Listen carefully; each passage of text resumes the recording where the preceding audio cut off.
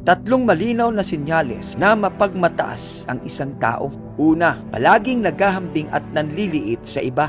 Hindi nakakatanggap ng papuri, nang hindi hinihila pababa ang iba. Halimbawa, kapag mayroong iba na pinuri sa trabaho, agad niyang sasabihin, ganoon din ako noon. Pero mas malaki ang achievement ko. At ang pakikipag-usap sa mga mapagmataas ay parang laging paligsahan imbis na matinong usapan. Pangalawa, ayaw tumanggap ng pagwawasto, defensive o galit pag binibigyan ng konstruktibong puna o kapag itinama.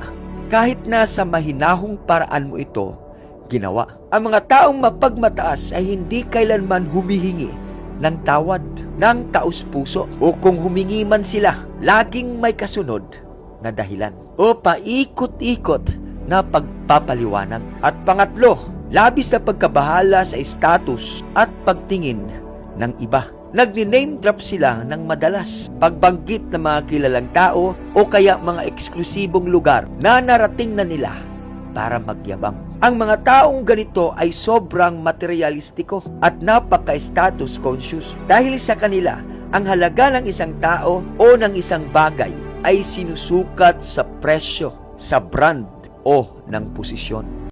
Kaibigan, mahalagang kilalanin mo ang pagkakaiba ng kumpiyansa at pagiging mapagmataas o kapalaluan. Ang taong may tiwala sa sarili ay tahimik na sigurado. Hindi nangangailangang patunayan ang sarili at nagbibigay siya ng papuri sa iba.